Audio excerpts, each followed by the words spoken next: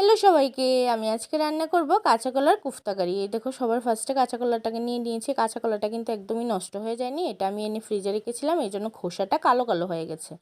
তো জানি না কেন, তারপর আমার মা বলেছে যে কাঁচা কলা এইভাবে এনে ফ্রিজে রাখলেই খোসা কালো হয়ে যায়, এই জন্য কাঁচা কলাটা কিন্তু নষ্ট হয়ে যায়নি। তোমরা কেউ প্লিজ ভেবো না যে আমি নষ্ট কাঁচা কলা দিয়ে রান্না করছি।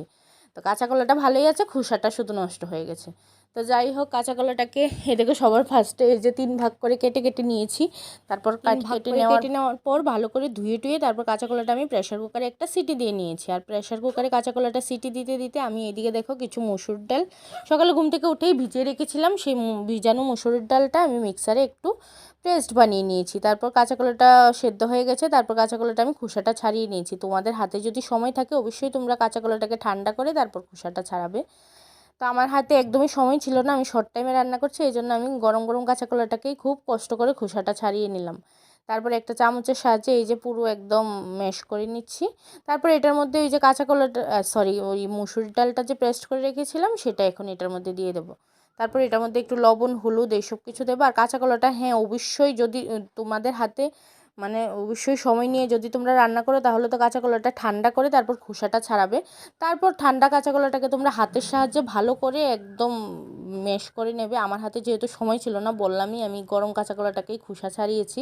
তারপর যেহেতু গরম, হাতের সাহায্যে পারবো না, এই জন্য একটা চামচ নিয়ে কাঁচা কলাটাকে পুরো ভর্তা করে নিয়েছি, একদম যাতে দানা দানা না থেকে যায়, একদম সুন্দরভাবে ভর্তাটা করবে। তো আমি চামচের সাহায্যে করলাম। তারপর এটার মধ্যে একটু লবণ হলুদ দিয়ে তারপর একটু চিনি দিয়েছি, লবণ হলুদ দিয়েছি। তারপর এটার মধ্যে কর্নফ্লাওয়ার দিয়ে তোমাদের হাতের সাহায্যে মাখবে, তোমরা যতটা তোমাদের কর্নফ্লাওয়ার প্রয়োজন তোমরা অতটাই কর্নফ্লাওয়ার দেবে, দিয়ে ভালো করে মাখবে। মেখে তারপর হাতের সাহায্যে বড়াটা ভেজে নেবে। কড়াতে তেল দিয়ে দিলাম, দেখতেই পেলে। তারপর বড়াটা ভাজছি। তো আমি যেহেতু অন্য কাজ করছিলাম, এই জন্য আমি হাতের সাহায্যে দিলাম না, আমি চামচের সাহায্যে দিয়েই বড়াটা ভেজে নিচ্ছি। এই দেখো, এপিট উপিট একদম লাল লাল করে বড়াটা ভেজে নিচ্ছি। তারপর এটার মধ্যে কিন্তু আলুও যাবে, আমি আলুটাকেও কেটে নিয়েছি, সেটা অবশ্যই তোমাদের সাথে শেয়ার করা হয়নি। তো আমি এই যে প্রথম রাউন্ডের বড়াটা ভাজছি, তারপর দেখতেই পেলে অনেকগুলো বড়া যেহেতু হবে, অনেকটাই কাঁচা কলা মাখা হয়েছে, তো অনেকগুলোই বড়া হবে। এটা ফার্স্ট রাউন্ডের বড়াটা ভাজছি, এই দেখো ভাজা হয়ে গেছে, এখন নামিয়ে নিচ্ছি। এখন সেকেন্ড রাউন্ডের বড়াটা বসিয়ে দেবো। আর সেকেন্ড রাউন্ডের বড়াটা হতে হতে আমি এদিকে আরেকটু মিক্সার করে নিচ্ছি। লঙ্কা দিলাম, তারপর জিরে গুঁড়ো, ধনে গুঁড়ো, তারপর দেবো একটু লঙ্কা গুঁড়ো, তারপর দেবো একটু হলুদ, তারপর একটু লবণ দিয়ে ভালো করে মিক্সার করে রাখবো। তো এটা যাবে রান্নার মধ্যে। তো যেহেতু বড়াটা বাছতে বাছতে আমি হাতের কাজটা একটু কমিয়ে রাখলাম। এই যে দেখো সব কিছু রেডি করে নিয়েছি, এই যে মিক্সারও করে নিয়েছি, আর আমার বড়া ভাজাও কমপ্লিট হয়ে গেছে।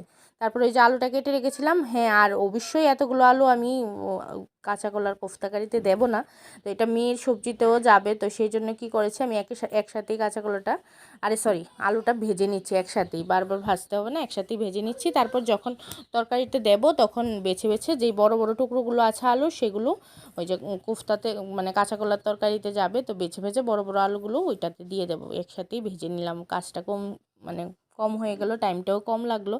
তারপর আলুটা ভেজে নেওয়ার পর ওই কড়াতেই একটু তেল দিলাম, দিয়ে তারপর দেখো শুকনো লঙ্কা তেজপাতা দিলাম। তারপর এখন মেথি দিয়ে দিয়েছি ফোড়নে। তো ভালো করে ফোড়নটা করে নিয়ে তারপর ওই যে মিক্সারটা করে রেখেছিলাম, তোমরা তো দেখতেই পেলে, তোমাদের বলেছিলাম, ওই মিক্সারে পেস্টটা দিয়ে দিয়েছি। এখন মিক্সারে পেস্টটা দিয়ে ভালো করে মশলাটা কষিয়ে নেব।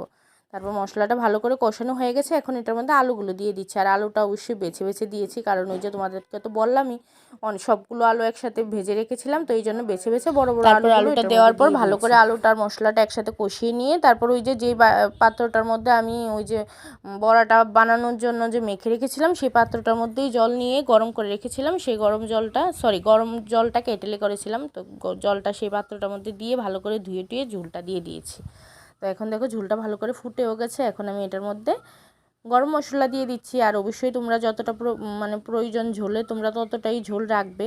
তো দেখো ভালো করে হয়ে গেছে, এই যে দেখো কাছ থেকে তোমাদের সাথে একবার শেয়ার করে দিলাম, আর রান্নাটা হয়ে গেছে, একটা পাত্রতে ঢেলেও নিলাম। টাটা।